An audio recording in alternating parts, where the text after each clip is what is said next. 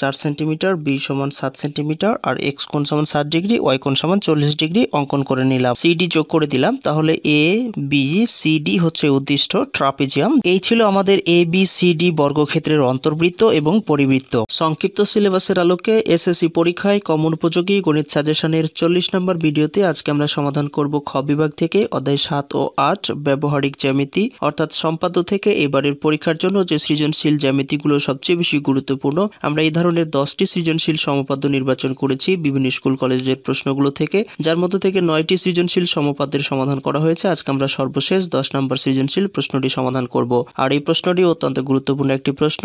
শেরপুর সরকারি বালিকা উচ্চ বিদ্যালয় শেরপুর এই প্রশ্নটি সর্বোচ্চ গুরুত্ব সহকারে দেখছে। আর এই প্রশ্নের উদ্দীপক হিসাবে এখানে দেওয়া আছে একটি ট্রাপিজিয়ামের সমান্তরাল দুইটি বাহুর দৈর্ঘ্য 4 সেন্টিমিটার ও 6 সেন্টিমিটার এবং বৃহত্তম বাহু সংলগ্ন কোণ এক্স কোণ সমান 60 ডিগ্রি এবং ওয়াই কোণ সমান 40 ডিগ্রি। এই উদ্দীপক থেকেই আমাদের 3টি প্রশ্নের সমাধান করতে হবে। ক নম্বর প্রশ্নে বলছে প্রদত্ত তথ্যগুলো চিত্রের মাধ্যমে প্রকাশ করো। তো যাই হোক, আমরা আর কথা না বাড়িয়ে সরাসরি আমরা এখন ক নম্বর প্রশ্নের সমাধান দিয়েই এই প্রশ্নটির সমাধান করব। চলো শুরু করা যাক। ক নম্বর প্রশ্নে যেহেতু বলছে তথ্যগুলোকে চিত্রের মাধ্যমে প্রকাশ করতে, আর আমাদের তথ্যগুলো ছিল এখানে ট্রাপিজিয়ামের সমান্তরাল বাহু দুটি এ সমান 4 সেন্টিমিটার, বি সমান 7 সেন্টিমিটার এবং বৃহত্তর বাহু সংলগ্ন দুইটি কোণ এক্স কোণ সমান 60 ডিগ্রি আর ওয়াই কোণ সমান 40 ডিগ্রি। তথ্যগুলোকে চিত্রের মাধ্যমে প্রকাশ করা হলো। এই কথাটুকু লিখে দিয়ে আমরা এখন এই তথ্যগুলোকে চিত্রের মাধ্যমে প্রকাশ করব।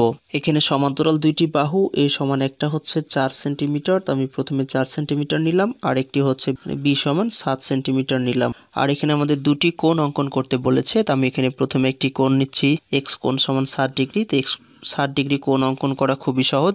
একটি রেখা নেওয়ার পরে এখানে যে বৃত্তচাপটি নিব সেই বৃত্তচাপের পরিমাণটা ব্যাস হিসাবে নিলে 60 ডিগ্রি কোণ হয়ে যায়। তো এখানে যে বৃত্তচাপ নিলাম এই পরিমাণটা আবার এই পাশ থেকে নিলে 60 ডিগ্রি হয়ে গেল।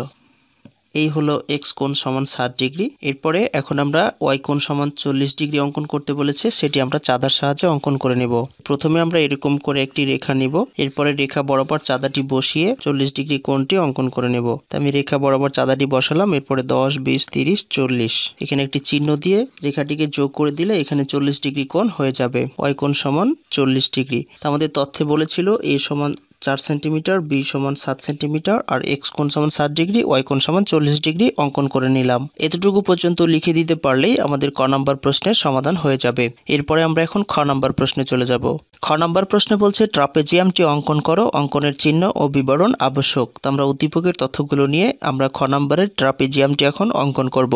প্রশ্ন অনুযায়ী উদ্দীপকের তথ্য নিয়ে বিশেষ নির্বাচন লিখেছি। মনে করি ট্রাপেজিয়ামের সমান্তরাল দুইটি বাহু এ সমান 4 সেন্টিমিটার, বি সমান 7 সেন্টিমিটার এবং বৃহত্তর বাহু বি সংলগ্ন দুইটি কোণ এক্স কোণ সমান 60 ডিগ্রি ও ওয়াই কোণ সমান 40 ডিগ্রি দেওয়া আছে। ট্রাপেজিয়ামটি আঁকতে হবে। এখন আমরা তথ্যগুলোকে আগে চিত্রে প্রকাশ করব, এরপরে ট্রাপেজিয়ামটি অঙ্কন করব।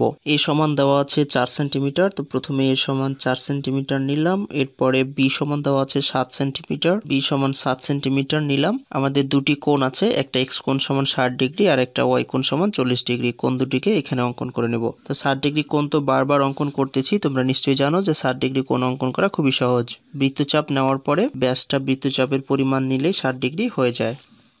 এটি হলো 60 ডিগ্রি কোণ। আরেকটি হচ্ছে 40 ডিগ্রি কোণ, সেটাকেও আমরা এখানে অঙ্কন করে নেব। 40 ডিগ্রি কোণটি চাঁদার মাধ্যমে নেব। চাঁদার রেখা বরাবর বসিয়ে এই হলো 40, তো আমরা এখানে একটি চিহ্ন দিয়ে 40 ডিগ্রি কোণটি এভাবে অঙ্কন করে নেব। এরপর এখানে একটি বৃত্তচাপ দিয়ে দিব।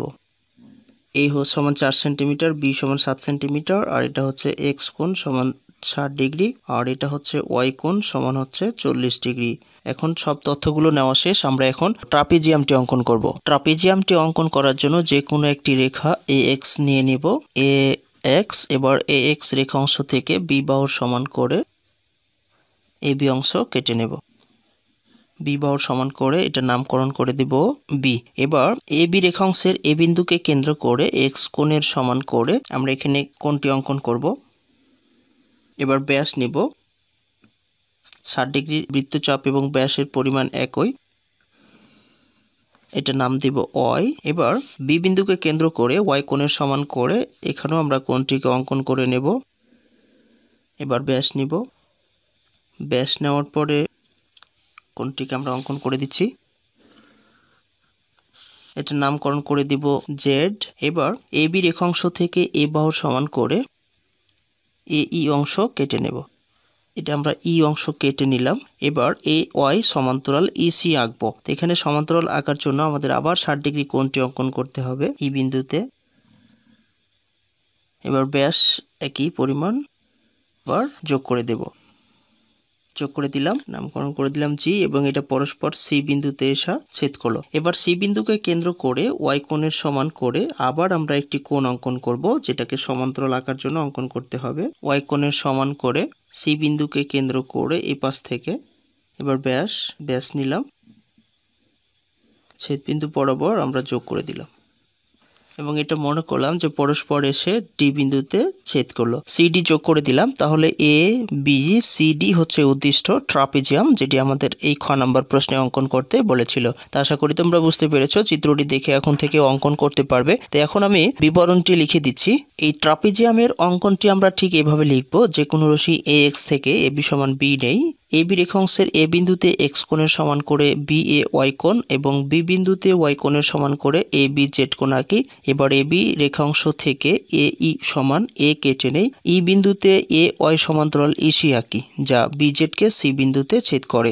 এবার বি এ সমান্তরাল সিডি আঁকি। সিডি রেখাংশ এ ওয়াই রশ্মিকে ডি বিন্দুতে ছেদ করে। তাহলে এ বি সিডি হচ্ছে উদ্দিষ্ট ট্রাপিজিয়াম। এটি আমাদের লিখে দিলেই হয়ে যাবে। তো এই ছিল আমাদের খ নম্বর প্রশ্নের বিবরণ। আশা করি বুঝতে পেরেছো। এরপরে আমরা এখন গ নম্বর প্রশ্নে চলে যাব। গ নম্বর প্রশ্নে বলছে একটি বর্গের বাহুর দৈর্ঘ্য 4 সেন্টিমিটার হলে বর্গের অন্তর্বৃত্ত ও পরিবৃত্ত অঙ্কন করো। অঙ্কনের চিহ্ন ও বিবরণ আবশ্যক। অর্থাৎ 4 সেন্টিমিটার বাহু নিয়ে একটি বর্গ অঙ্কন করতে হবে এবং সেই বর্গের অন্তর্বৃত্ত ও পরিবৃত্ত অঙ্কন করতে হবে। চলো অঙ্কন করা যাক। প্রশ্নের আলোকে বিশেষ নির্বাচনটি লিখেছি। বিশেষ নির্বাচন মনে করি এবিসিডি একটি বর্গক্ষেত্র যার বাহুর দৈর্ঘ্য 4 সেন্টিমিটার। এবিসিডি বর্গক্ষেত্রের অন্তর্বৃত্ত ও পরিবৃত্ত আঁকতে হবে। তো প্রথমে আমরা এখন এ সমান 4 সেন্টিমিটার একটা বাহুর দৈর্ঘ্য নিব। নেওয়ার পরে প্রথমে বর্গটি অঙ্কন করব, এরপরে অন্তর্বৃত্ত এবং পরিবৃত্ত অঙ্কন করব।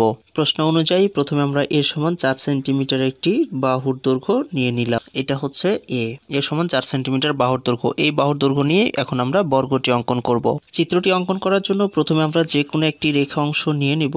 বি এবং ই নিলাম। এবার বি ই রেখা অংশ থেকে এই বাহুর সমান করে বিসি অংশ কেটে নিব। এটার নাম দিব সি। বিসি অংশ কেটে নিলাম। এবার বিসি রেখা অংশের বি বিন্দুতে আমরা একটি লম্ব অঙ্কন করব। যেহেতু বর্গ অঙ্কন করতে হবে তাহলে অবশ্যই এখানে আমাদের লম্ব অঙ্কন করতে হবে। তো লম্ব অঙ্কন করার জন্য এইভাবে আমরা একটি বৃত্তচাপ নিব।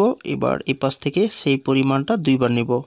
উপরের দিকে দুই পাশ থেকে একবার করে ছেদ বিন্দু বরাবর রেখাটিকে যোগ করে দেব এবং এটার নাম দিয়ে দিলাম এফ। এবার বি এফ রেখা অংশ থেকে এই বাহুর সমান করে এই বি অংশ কেটে নেব। এ বি অংশ কেটে নিলাম, এটার নাম দিব এ। এবার এ ও সি বিন্দুকে কেন্দ্র করে যথাক্রমে এর সমান ব্যাসার্ধ নিয়ে বি, যে পাশে বি আছে এর বিপরীত পাশে দুইটি বৃত্তচাপ আঁকবো। তো মনে করি বৃত্তচাপ দুটি পরস্পর ডি বিন্দুতে ছেদ করলো। এবার এডি এবং সিডি যোগ করে দেব। সিডি যোগ করলাম, এবার এডি যোগ করব। এডি এবং সিডি যোগ করে দিলাম। তাহলে এটি হলো আমাদের বর্গ। এই বর্গটির আমাদের অন্তর্বৃত্ত এবং পরিবৃত্ত আঁকতে হবে। তো প্রথমে যেহেতু আমরা অন্তর্বৃত্ত অঙ্কন করব তাই কর্ণগুলোকে আমরা এখন যোগ করে দেব, অর্থাৎ বিডি যোগ করে দেব। প্রথমে বিডি এবং এসি যোগ করে দেব। বিডি এবং এসি যোগ করে দিলাম। মনে করলাম এটা পরস্পর ও বিন্দুতে ছেদ করলো। এবার বিসি রেখার ওপর ও থেকে আমরা একটি লম্ব অঙ্কন করব। ও থেকে এমন একটি বৃত্তচাপ নিব যেন রেখাটির দুই পাশে ছেদ করে। তো ছেদ করার পরে এখান থেকে আমরা লম্ব অঙ্কন করব। আবার এই পাশে একবার, এটা থেকে এই পাশে। এবার ছেদ বিন্দু বরাবর বিসি রেখার ওপর ওডি লম্ব আঁকবো। এটার নাম দিব ডি। এবার ওডি এর সমান ব্যাসার্ধ নিয়ে আমরা একটি বৃত্ত আঁকবো, যে বৃত্তটি হবে আমাদের এই বর্গক্ষেত্রের অন্তর্বৃত্ত। এবার ওডি এর সমান ব্যাসার্ধ নিলাম। ওডি এর সমান ব্যাসার্ধ আমরা এখন বৃত্তটি অঙ্কন করব, যে বৃত্তটি হবে বর্গক্ষেত্রের অন্তর্বৃত্ত। খুব সুন্দরভাবে আমাদের এই অন্তর্বৃত্তটি অঙ্কিত হয়ে গেছে। যেহেতু অন্তর্বৃত্ত এবং পরিবৃত্ত অঙ্কন করতে বলেছে, এখন আমরা অন্তর্বৃত্তটি অঙ্কন করলাম। এবার পরিবৃত্তটি অঙ্কন করব। পরিবৃত্তটি অঙ্কন করার জন্য আবার ওকে কেন্দ্র করে ও বি এর সমান ব্যাসার্ধ নিয়ে আবার আমরা একটি বৃত্ত আঁকবো, যে বৃত্তটি হবে এই বর্গক্ষেত্রের পরিবৃত্ত। এটি হলো আমাদের পরিবৃত্ত। খুবই সুন্দরভাবে আমাদের চিত্রটি মিলে গেছে। এখন অঙ্কনটি আমি লিখে দিচ্ছি যাতে তোমরা খুব সহজেই এটি লিখতে পারো। অঙ্কনটি খুব ছোট্ট করে লিখে দিয়েছি। 4 সেন্টিমিটার দৈর্ঘ্য নিয়ে এবিসিডি একটি বর্গ অঙ্কন করি। এবার এসি ও বিডি যোগ করি। এসি ও বিডি কর্ণদ্বয় পরস্পরকে ও বিন্দুতে ছেদ করে। ও হতে এবি এর উপর ওজি লম্ব আঁকি। ও কে কেন্দ্র করে ওজি এর সমান ব্যাসার্ধ নিয়ে, যেটা ওজি বলছি এটা ওডি হবে, ওডি লম্ব আঁকি। ও কে কেন্দ্র করে ওডি এর সমান ব্যাসার্ধ নিয়ে একটি বৃত্ত আঁকি। বৃত্তটি এ বি, বিসি, সিডি ও ডি এ বাহুকে স্পর্শ করে। তাহলে এই বৃত্তটি হচ্ছে এ বি সি ডি বর্গক্ষেত্রের অন্তর্বৃত্ত।